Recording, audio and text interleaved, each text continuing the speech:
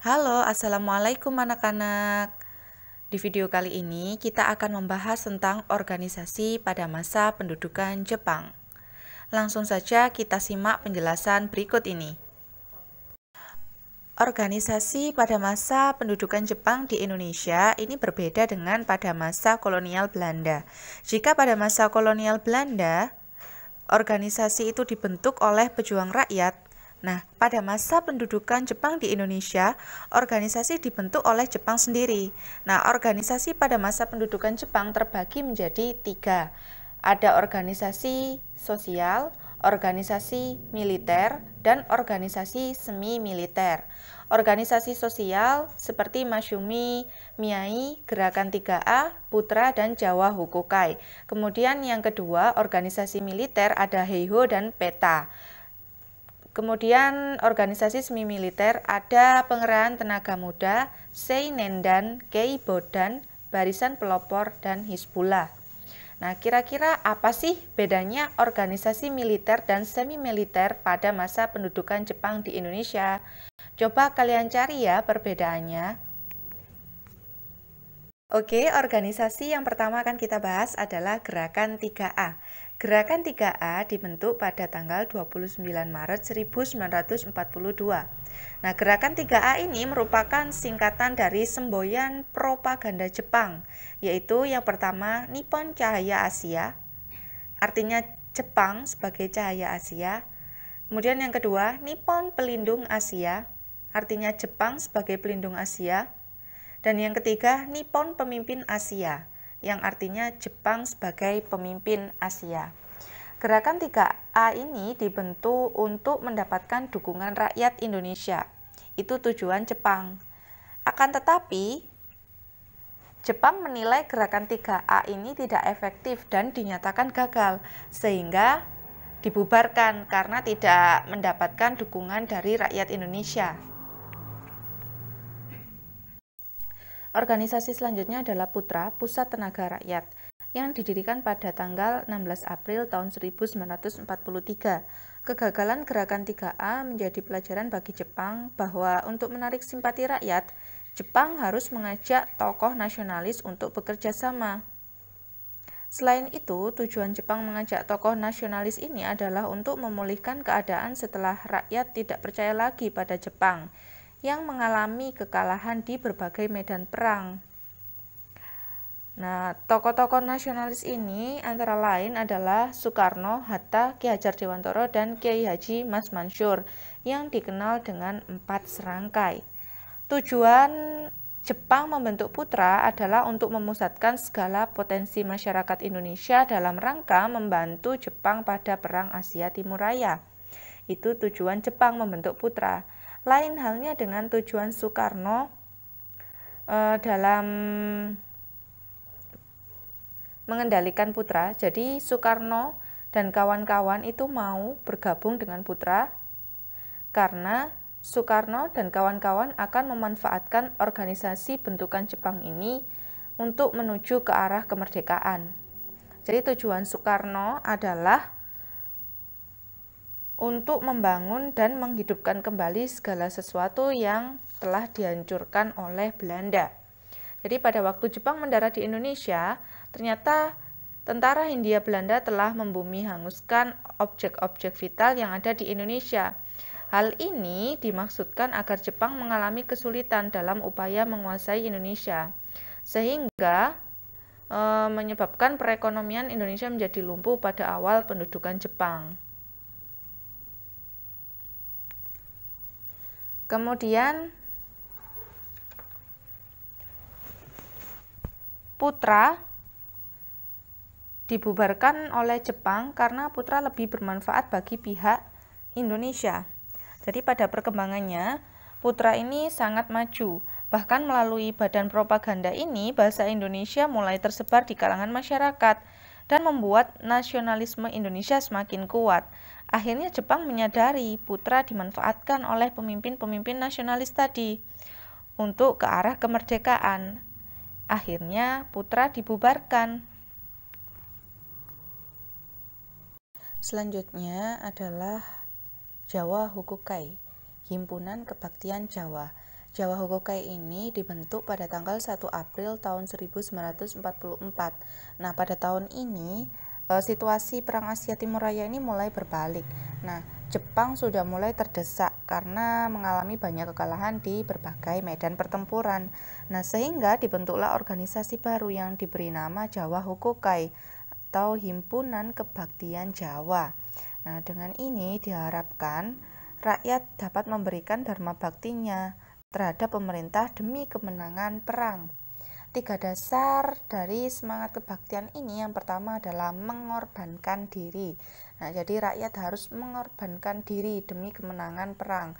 Kemudian yang kedua, mempertebal rasa persaudaraan supaya saling bersatu dan tambah kuat untuk memenangkan perang. Kemudian yang ketiga, melaksanakan sesuai dengan bukti. Kegiatan dari Jawa Hokokai ini yang pertama melaksanakan tindakan dengan nyata demi pemerintah. Kemudian yang kedua, memimpin rakyat untuk mengembangkan tenaganya berdasarkan semangat persaudaraan. Dan yang ketiga, memperkokoh pembelaan tanah air. Organisasi selanjutnya adalah MIAI, Majelis Islam A'la Indonesia. MIAI merupakan satu-satunya organisasi pada masa kolonial Belanda yang tidak dibubarkan oleh Jepang. Justru, Jepang ingin lebih dekat dengan umat Islam yang ada di Indonesia. Nah, kira-kira mengapa hal tersebut dilakukan oleh Jepang? Coba kalian cari tahu. MIAI mulai diaktifkan pada tanggal 4 September 1942. Dengan harapan MIAI ini dapat memobilisasi umat Islam di Indonesia. Pada Oktober 1943, MIAI mulai dibubarkan oleh pihak Jepang dan diganti dengan Masyumi, Majelis Syuro Muslimin Indonesia. Hal ini dikarenakan MIAI tidak sesuai dengan harapan Jepang, yaitu kegiatannya hanya aktif itu saja, yaitu MIAI ini hanya aktif dalam kegiatan Baitul Mal dan peringatan Hari Besar Islam. Nah, karena hanya aktif pada kegiatan tersebut, maka MIAI akhirnya dibubarkan dan dibentuklah Masyumi, Majelis Syuro Muslimin Indonesia. Nah, Masyumi ini berhasil membuat harapan Jepang membentuk Masyumi ini untuk mengumpulkan dana dan menggerakkan umat Islam untuk menopang kegiatan perang berhasil. Nah, jadi Masyumi berhasil ya. Tapi dalam perkembangannya Masyumi ini nanti menjadi organisasi yang pro terhadap rakyat dan sangat menentang adanya romusa atau kerja paksa oleh tentara Jepang demi kepentingan Perang Asia Timur Raya. Selanjutnya, organisasi militer dan semi militer. Nah, di sini ada Seinendan, yaitu barisan pemuda yang berusia 14 sampai 22 tahun. Barisan ini dibentuk dengan tujuan untuk mendidik dan melatih pemuda untuk menjaga dan mempertahankan tanah airnya dengan kekuatan sendiri. Kemudian selain Seinendan, pada organisasi semi militer ada Keibodan. Nah, Keibodan ini adalah barisan pembantu polisi yang bertugas untuk menjaga ketertiban dan keamanan serta membantu dalam hal menertibkan dan menjaga lalu lintas serta pengamanan desa. Kemudian ada Fujinkai. Fujinkai ini adalah himpunan wanita. Lalu ada organisasi militer, yaitu ada PETA dan Heiho. Heiho ini pembantu prajurit Jepang, sedangkan PETA adalah pembela tanah air.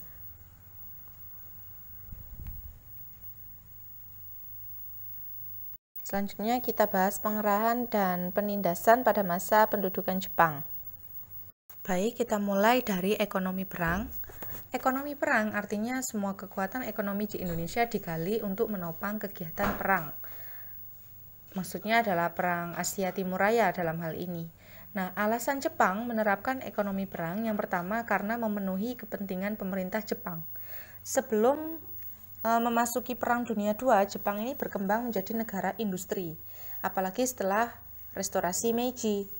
Nah, industri ini sangat berkembang pesat. Nah, Jepang juga menjadi negara imperialis di Asia. Oleh karena itu, Jepang melakukan berbagai upaya untuk memperluas wilayahnya, terlebih Indonesia. Nah, Indonesia menjadi sasaran utama Jepang. Karena apa? Dalam bidang ekonomi, Indonesia ini sangat menarik bagi Jepang. Karena Indonesia merupakan kepulauan yang sangat kaya akan hasil bumi. Dan ini tentunya sangat bermanfaat bagi industrinya nanti. Dan rencananya Jepang ini akan menjadikan Indonesia menjadi pemasaran produk-produk industrinya. Kemudian alasan yang kedua, Jepang menerapkan ekonomi perang di Indonesia karena untuk menopang kegiatan perang Jepang. Meletusnya Perang Dunia II ini merupakan wujud konkret dari ambisi dan semangat imperialisme Jepang terhadap negaranya untuk diperluas. Nah, Indonesia benar-benar menjadi sasaran. Karena apa? Indonesia kemudian nanti akan dijadikan pertahanan Jepang. Kalau kita lihat Romusa ya, nah ini implikasi dari ekonomi perang ini tadi. Kemudian yang ketiga, alasannya adalah mengubah sistem ekonomi peninggalan Belanda. Kalau pada masa kolonial Belanda, ekonomi yang berkembang di Indonesia adalah ekonomi uang. Nah, berbeda pada masa pendudukan Jepang. Ekonomi yang digunakan sistemnya adalah ekonomi perang. Nah, maksudnya bagaimana sistem ekonomi uang ini? Sistem ekonomi uang ini berkembang terlebih pada masa kultur stelsel atau sistem tanam paksa. Kalau kalian masih ingat ya, di semester 1 pernah diajarkan sistem tanam paksa yang mana banyak dibuka lahan-lahan perkebunan dan dipekerjakan penduduk pribumi di sana dengan gaji yang murah. Nah, mereka dibayar dengan uang walaupun tidak seberapa. Nah, dari kegiatan tersebut, sistem ekonomi uang ini mulai berkembang dengan pesat, menggantikan sistem ekonomi barter yang berkembang di Indonesia sebelumnya. Kemudian sistem ekonomi uang ini digantikan dengan sistem ekonomi perang pada masa pendudukan Jepang. Selanjutnya Romusa. Romusa adalah tenaga kerja yang dikerahkan untuk menopang perang Asia Timur Raya dari Indonesia. Nah, awalnya tenaga kerja ini sifatnya sukarela.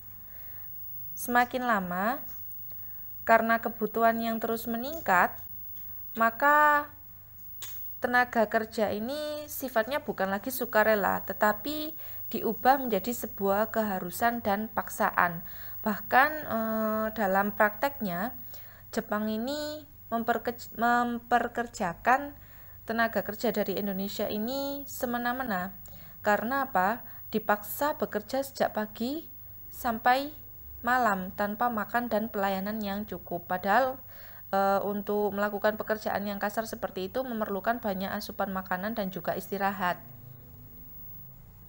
Nah, untuk menutupi kekejaman Jepang terhadap rakyat Indonesia, supaya rakyat itu tidak merasa dirugikan, maka dilancarkanlah propaganda untuk menarik rakyat agar mau bekerja sebagai romusa. Nah, dengan cara apa? Propagandanya adalah disebarkan semangat kepada rakyat bahwa dengan menjadi romusa itu maka rakyat artinya menjadi pejuang ekonomi atau pahlawan pekerja. Selanjutnya kita bahas perang melawan sang tirani. Berikut ini ada beberapa perlawanan terhadap pemerintah pendudukan Jepang di Indonesia. Yang pertama ada perlawanan di Aceh yang dipimpin oleh Abdul Jalil. Latar belakangnya yang pertama adalah karena masalah penyetoran padi. Nah, jadi Jepang ini selain memaksa rakyat untuk menyerahkan panennya sebanyak 50-80%, Jepang juga menghambat proses untuk menggarap sawah, karena Jepang menancapi bambu runcing di sawah-sawah yang akan digarap oleh para petani dengan maksud agar tidak digunakan sekutu untuk mendaratkan pasukan payungnya. Nah, tindakan ini tentunya sangat merugikan, terlebih jika harus rakyat itu menyetorkan hasil panen, penyetoran padi tadi. Kemudian yang kedua karena Romusa. Selanjutnya perlawanan dari rakyat Singaparna yang dipimpin oleh Kiai Haji Zainal Mustafa. Latar belakangnya karena yang pertama penderitaan rakyat yang semakin parah. Hal ini tentunya disebabkan oleh kesemena-menahan tentara Jepang terhadap pengerahan tenaga Romusa dengan paksa di bawah ancaman. Kemudian yang kedua karena Jepang memaksa melakukan seikere. Seikere ini adalah sikap membungkukkan badan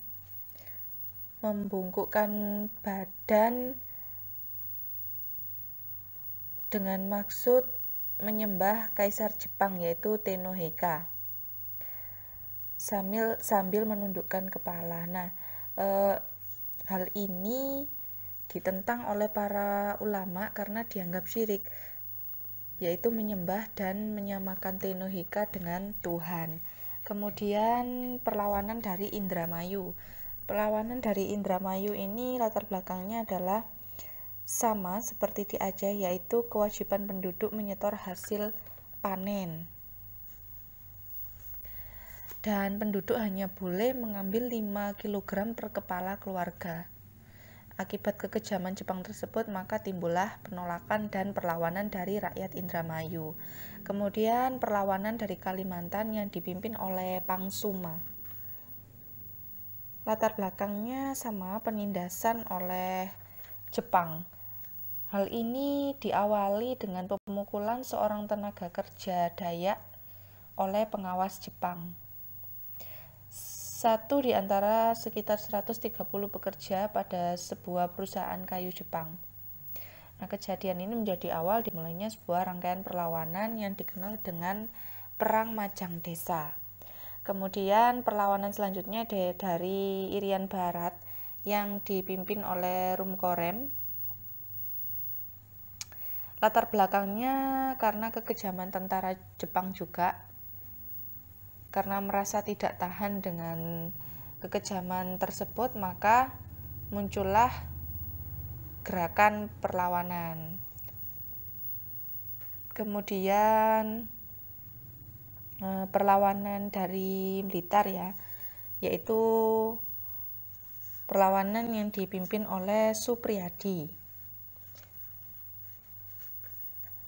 Hal ini dilatar belakangi ketidaksukaan terhadap pelatih Jepang, Peta.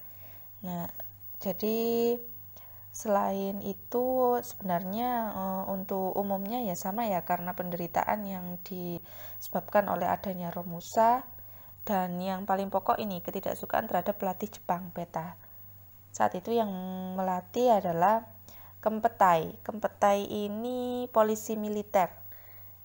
Karena tidak tahan melihat kesombongan dan kekejaman tentara Jepang, terutama Kempetai ini, maka muncul perlawanan. Selain itu juga keinginan untuk mencapai kemerdekaan sejati. Nah, inilah tadi perlawanan pada masa pendudukan Jepang di Indonesia. Selanjutnya, tugas kalian adalah mencari dan menjelaskan dampak pendudukan Jepang di Indonesia di bidang politik, budaya, ekonomi, pendidikan, birokrasi, dan militer. Selamat mengerjakan. Sekian pembelajaran mengenai pendudukan Jepang di Indonesia, terutama dalam hal organisasi-organisasi pendudukan Jepang di Indonesia, serta perlawanan terhadap pendudukan Jepang di Indonesia. Tetap semangat dan jangan lupa kerjakan tugasnya. Wassalamualaikum warahmatullahi wabarakatuh. Salam jas merah.